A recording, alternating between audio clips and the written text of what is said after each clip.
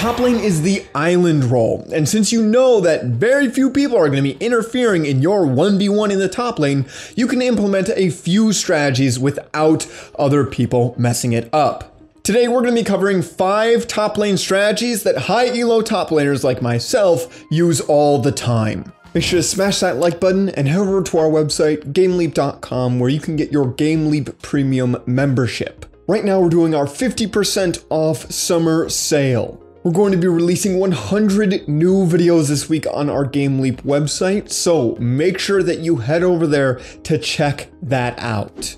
Now, without further ado, let's get right into that first tip. And this is going to be, you want to make sure that you are utilizing freezing. Freezing is a lane mechanic used during the lane phase that generates the largest lead. The reason why freezing creates such a large lead against your opponent is you're able to keep your minions closer to your tower, which means you don't have to extend very far, you're very safe, and the enemy, on the other hand, has to overextend just to CS. This allows you to constantly exert tons of pressure on the enemy laner without you needing to worry about getting ganked. If you're under your tower, the enemy jungler is not going to want to gank you.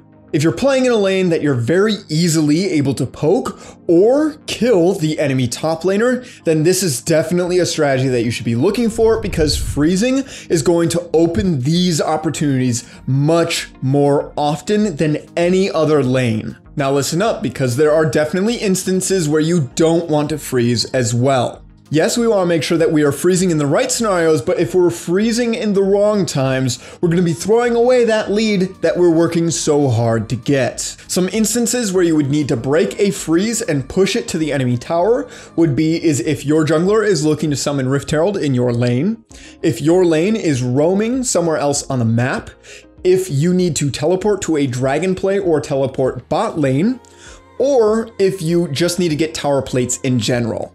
Freezes definitely go vastly underutilized in League of Legends, especially in the lower rankings, but you should not be freezing permanently. You should break the freeze every once in a while to give yourself time to go back to the base and buy items to make sure you're getting those tower plates, right? You want to make sure that there's a good balance between you freezing and you pushing. The next strategy we're going to talk about is taking a heavy trade around 6 minutes and then walking down the river to get honey fruit.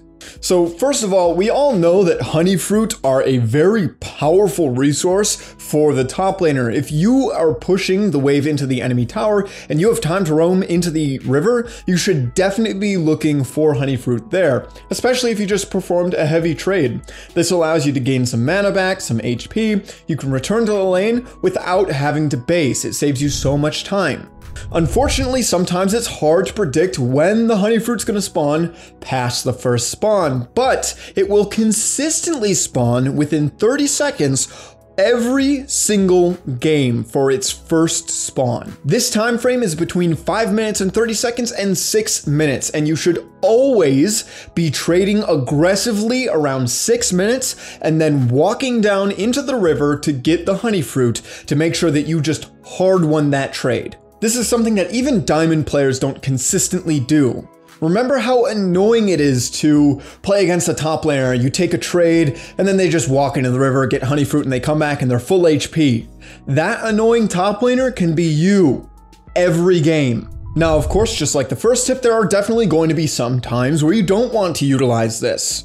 This is going to be against hard all-in champions, stuff that will just kill you from 100 to 0. If you're playing against Darius, Irelia, Camille, Mordekaiser, these types of picks definitely have the ability to 100 to 0 you, so when trading aggressively against these champions, you need to determine if they're actually going to just kill you outright in the trade, or if you're able to take a bit of a shorter trade. There's also a lot of champions that just don't trade heavily early on into the game. Stuff like Maokai isn't going to perform an effective trade early on. So you want to try and assess the lane state and the matchup before you go for this. If you're fighting into 3 enemy minion waves and a matchup that's bad for you, you might just die for taking this trade, so don't do it. yet. It's okay though, most of the time, people are gonna leave that honey fruit up for a while, so if you do see a window to trade and you think it's going to go well without you dying, then take that window and then get the honey fruit. Remember, you don't have to go to the honey fruit at the same time every game. You can kind of wait for a good opportunity to make this play. Next up, let's talk about proxying. Now, this is definitely the riskiest out of all of the strategies I'm going to talk about today, but it also gives you the largest lead with the least drawbacks if you can do it successfully. Now, this is the real key to it. You need to make sure that you are successful with a proxy, because if you mess it up, you are basically just inting. So what are we looking for in order to create a successful proxy? Now, the first thing is you need to be able to beat your laner in a 1v1. If you can't beat your laner in a 1v1, there's no way that you can hit those minions behind the enemy tower. It's just not feasible. The only time where you would be allowed to proxy a wave without being able to win the 1v1 is if your laner is just not in the lane. The second condition that needs to be met is you need to have vision of the enemy jungler and mid laner. If you don't know where the enemy jungler or mid laner is, then chances are they're probably roaming up to kill you. After all, you are playing behind their tower. Before you go to start that proxy, make sure you're getting proper vision. This way you can always know when they're coming up to ruin your day. All right, with these conditions met, we know that we can safely proxy. So what is our goal with this? Well, there are very few champions that will just permanently proxy waves. Singed is pretty much the only one that will look to. Nasus might do it in a lane that he just hard wins, but other than that, pretty much nobody is looking to permanently proxy. The cases where you would look to proxy is if you're winning your lane matchup hard enough that you can just stand behind the enemy tower and prevent your top laner from arriving to the lane. This is going to be on lane bullies like Tryndamere and Renekton.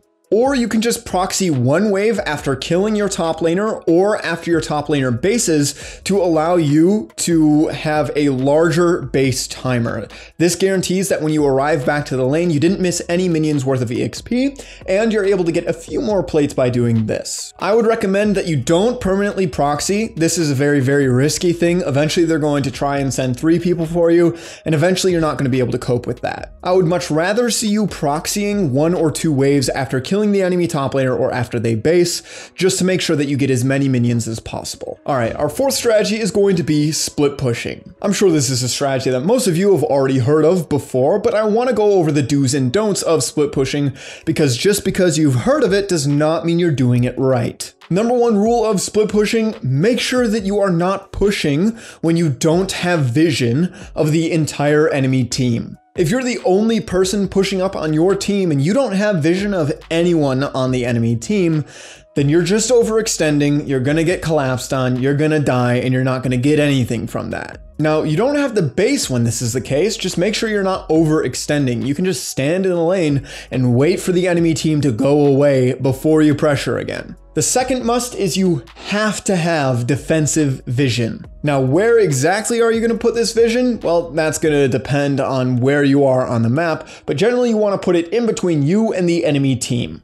There are certain places on the map that the enemy team is going to have to rotate through in order to get to you from wherever they are. So just try to put the wards in those places. Remember, usually you got 2 wards, so you should be using both to help keep you safe in that split push. Now, as long as you're following these basic rules for split pushing, you shouldn't really be dying, so you should at least be getting something. You might not be taking that tower down super quickly, but you might be able to get a little bit of extra farm in the enemy jungle. You might be able to perform a dive. You should at least get something from your split push as long as you are following these rules. Remember, when you initiate your split push, sometimes you're still scaling, and that's completely okay. You don't need to expect immediate gains when you start the split push. That's not always how it works. It's kind of like going to the gym. When you first start going to the gym, are you going to see immediate gains? No, but over time, you're definitely going to be able to feel the difference. All right, finally, the most complex strategy that high elo top laners absolutely abuse is using teleport, making teleport plays, and flanking. In lower elo, it's no secret that people just use teleport to get to the lane that they're going to. And while this is an okay usage of teleport in the lane phase, later on into the game, definitely not what you want to be using this summoner spell for. past your first or second teleport, your TP should always be used to make a play or react to a play that's going on. Now, challenger top laners absolutely hate having to respond to a play with TP. It feels terrible. You would much rather make a play of your own with your TP. Yes, there are some cases where my bot lane is getting 5-manned and I'm forced to TP there to just salvage the play. But it is much better if my bot lane can get me a flank ward for a TP and I can initiate that TP gank, getting 2 free kills for nothing.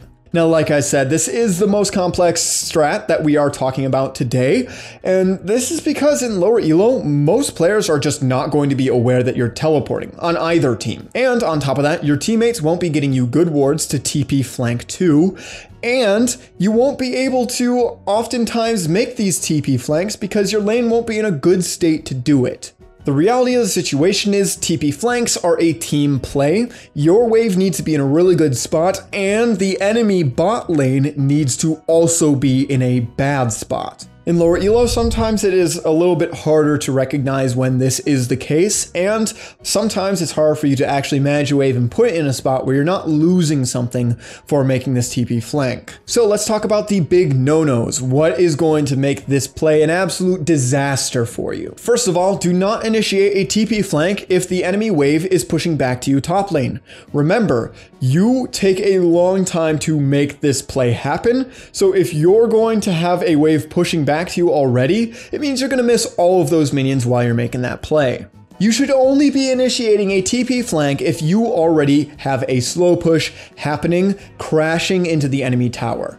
Big no-no number 2, you want to try and make sure that the enemy jungler is not close enough to bot lane that they're going to counter gank that, resulting in you dying. You dying during a TP gank is one of the worst things that can happen for your lane. Yes, it might give a slight lead to your bot lane, but a lot of the time it's not going to be worth it for your lane itself. And big no-no number 3 is you want to try and make sure that you are not teleport ganking bot lane when the jungler on your team is trying to make something happen topside. This could be ganking top, it could be doing Rift Herald, it could be invading the topside enemy jungle. Basically, the idea is if you just ditch out on the top lane and you TP gank bot lane, your jungler does not have top lane pressure from you anymore, and it's very risky for them to go for a play up there. All of these things are things you should be taking into account in the lane phase if you're looking for a TP gank. Now, a TP flank is honestly much easier. It happens on later on into the game, and usually it's something to initiate a Baron or Dragon play. Pretty much the only condition that I would worry about when going for a TP flank is you want to make sure that that TP flank is actually going to result in you winning the fight. If you can isolate and kill one of their carries, then a lot of the time that TP flank is going to result in you winning that team fight, and then you can leverage that into Dragon or Baron. You don't typically have to worry about the state of the lane in these cases because the lanes are going to be a lot longer in most scenarios later on into the game.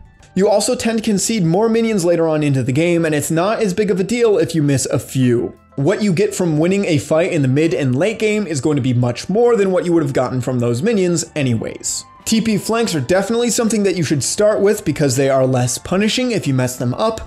And if you are able to find a lot of success with those TP flanks, then you can move to TP ganks in the lane phase. Now, of course, the highest caliber top laners are combining all of these strategies and using them at the appropriate times to see as much success as possible in the lane phase. There might be a few more niche ones, but these are the main ones that you definitely should start using that I don't see very many players using or using properly. If you enjoyed today's guide, make sure to check out our website, GameLeap.com. We're running our summer sale right now, so this is a limited time offer. Remember, we're going to be posting 100 new videos this week over on our website, and it's definitely something you don't want to miss out on. As always, I'm Panther. I hope you learned something valuable, and I will see you in the next one.